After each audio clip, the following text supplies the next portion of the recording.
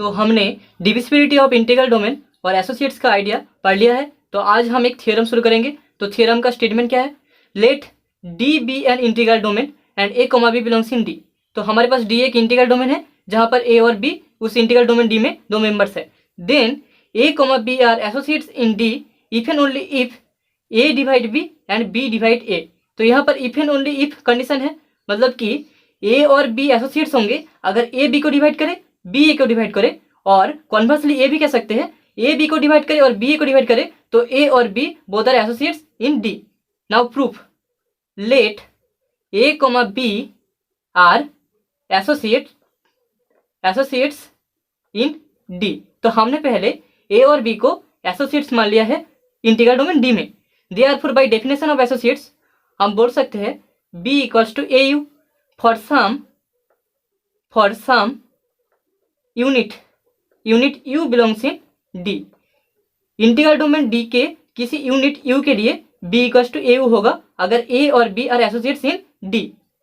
This imply हम लिख सकते हैं ए डिवाइड बी, क्योंकि डिविजिबिलिटी ऑफ इंटीग्रल डोमेन में हमने पढ़ा था ए डिवाइड बी होता है। This imply B equals to A D, जहाँ पर डी जो है that belongs in integral domain. तो यहाँ पर आप देख सकते हैं यू जो है वो इंटीग्रल डोमेन का मेंबर है और हम बी को ए यू फॉर्म में लिख सकते हैं, P equals to A U लिख सकते हैं। सो हम ये बोल सकते हैं कि ए जो है वो बी को डिवाइड करता है।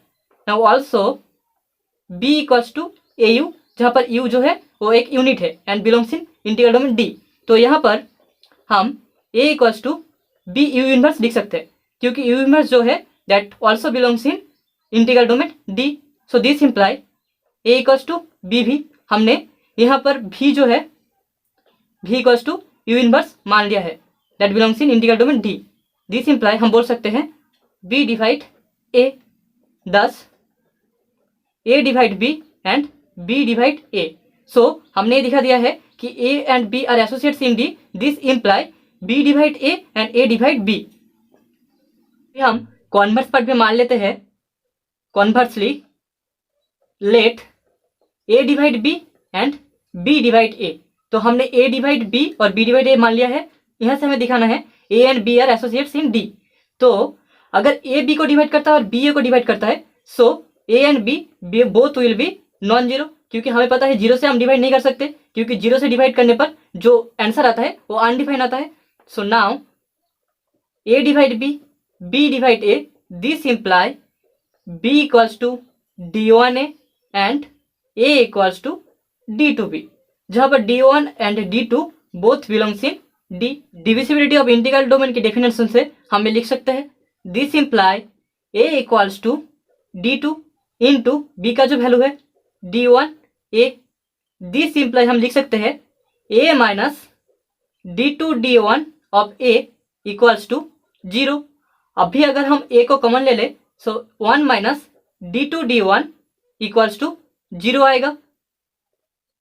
यहाँ से हम लिख सकते हैं one minus D two D one equals to zero, क्योंकि हमें पता है ए जो है that is non zero and D जो इंटीग्रल डोमेन है contents no divisor of zero, no divisor of zero.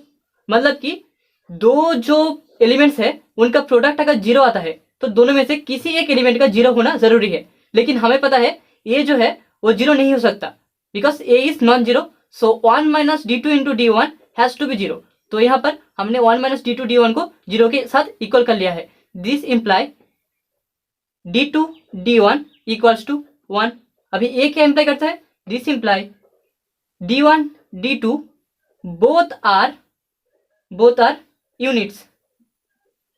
So A equals to D two B, जहां पर D two is a unit and D two belongs in integral domain D. तो यहां से हम ये बोल सकते हैं A and B both are associates in D, associates in integral domain D. Hence proved. हमें यही दिखाना था।